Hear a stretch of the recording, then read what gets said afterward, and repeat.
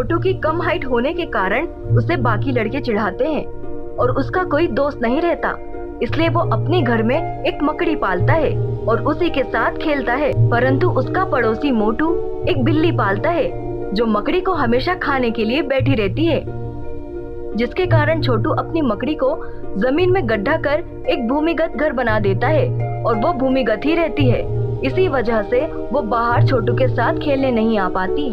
फिर कुछ दिनों बाद छोटू अपनी माँ से, माँ, मेरी उम्र बढ़ रही है लेकिन मैं बाकी बच्चों से बहुत छोटा दिखता हूँ और सभी बच्चे मुझे आ छोटू छोटू करके चिढ़ाते हैं, और तो मेरी सिर्फ एक ही फ्रेंड थी, मकड़ी, जो बिल्ली से डर के जमीन में न जाने कहाँ चली गई है। हाँ बेटा, मैं कोई उपाय करूंगी जिससे तेरी ऊंचाई बढ़ सके। लीलावती बहन, यहाँ पास वाले गांव में एक डॉक्टर रहते हैं जो आपको छोटू की हाइट बढ़ाने के लिए अच्छी दवाई दे सकते हैं। ये लो पता, और छोटू को आप उनके पास ले जाओ। हाँ छोटू, तू और मैं कल ही डॉक्टर के पास जाएंगे। हाँ माँ, इससे मेरी हाइट बढ़ जाएगी और फिर मुझे कोई नहीं चिढ़ाएगा।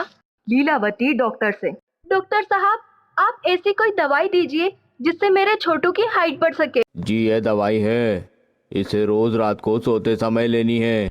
हाँ जी जरूर, इससे मेरा छोटू सभी बच्चों से भी बड़ा हो जाएगा। दोनों दवाई लेकर घर में जाते हैं, दवाई ढक्कन में निकालते हुए। ले बेटा, ये दवाई पूरी पी लेना और फिर सो जाना। मम्मी, ये दवाई तो बहुत कड़वी है, मैं नहीं पी पाऊंगा इसे। बेटा ऐसा नहीं करते, दवाई पूरी पी लो, इससे तुम्हारी हाइट और हेल्थ बढ़ जाएगी। दवाई कड़वी होने की वजह से छोटू आधा ढक्कन पीकर आधी दवाई बेड के किनारे फेंक देता है, जिसे रात में छोटू की पाली हुई मकड़ी आकर पी जाती है। दूसरे दिन, बेटा, मैंने कप में दवाई निकाल कर रख दी है, पी लेना। हाँ, आप सो जाओ, मैं पी लूंगा। और कप में दवाई निकालकर बेड के किनारे साइड में डाल देता है, जो डायरेक्ट मकड़ी के शरीर के ऊपर गिरती है, जिसे वो चाट चाट कर पी जाती है और दिनों दिन उसका शरीर बढ़ता ही जाता है, जिससे अब छोटू की भूमिगत मकड़ी को बिल्ली से डरने की जरूरत नहीं रहती, बल्कि अब बिल्ली ही उससे डरती है। और तो और अब बड़े से बड़े प्राणी पक्षी को भी जाल में फंसाकर वो खाना शुरू कर देती है। मकड़ी का आतंक दिनों दिन बढ़ता ही जाता है। छोटू, अपने पड़ोसी मोटू की बिल्ली कहीं गायब हो गई है, क्या तुमने देखी? नहीं माँ, मैंने तो नहीं देखी। शायद वो भूमिगत मकड़ी ने ही अपने जाल में फंसाकर खा लिया होगा। 2-3 दिन बाद एक जगह पर सभी लोग जमा होते हैं और अपने अपने घर की गायब हुई चीजों के बारे में बताते हैं। माँ, ये बाजू वाले अंकल, उनके घर का भी खरगोश गायब हो गया है। हमारे घर का भी बकरी का बच्चा गायब हो गया है। साहू जी रोते रोते भीड़ की तरफ दौड़े चले आते हैं। आप किसी ने रोहन को देखा?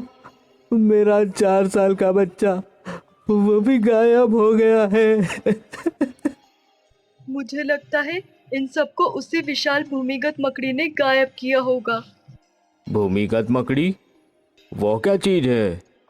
डॉक्टर साहब, कुछ दिन पहले छोटू ने एक मकड़ी पाली थी, परंतु पड़ोसी की बिल्ली से डरकर वो जमीन के अंदर चली गई और बहुत दिनों के बाद एक बड़े आकार में बाहर आई। और मुझे मालूम है, उसी ने ही मेरी बिल्ली को खा लिया था। छोटू ने ही उस मकड़ी को पाला था, इसे सब मालूम है, मकड़ी इतनी बड़ी कैसे हो गई। फिर सभी अपनी अपनी गायब हुई चीजों के बारे में बताते हैं। पर ये विशाल मकड़ी आई कहाँ से होगी? अरे, उसने ऐसी कोई चीज खा ली होगी जिसकी वजह से वो बड़ी हो गई है, वैसे ही जैसी दवाई मैंने छोटू को दी थी। कहीं वो वही दवाई तो नहीं पीती थी? परंतु वो दवाई तुम पीते थे ना?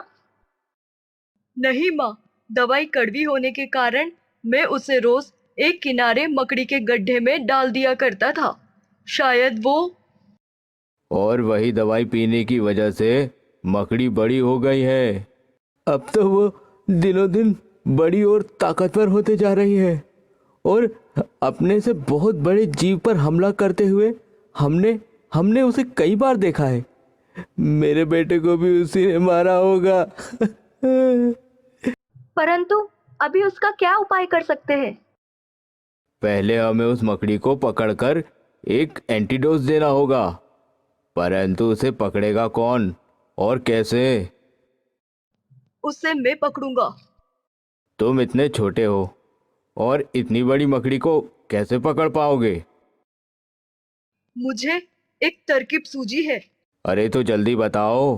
हमें एक बड़ा सा आईना एक बड़े से पिंजड़े में रखना होगा, जिसमें वे मकड़ी खुद को देखकर समझ जाएगी कि कोई दूसरी मकड़ी आ गई है और उस पर जरूर हमला करेगी। और जैसे ही वे पिंजड़े के अंदर जाएगी, हम बाहर से आकर उसका गेट बंद कर देंगे।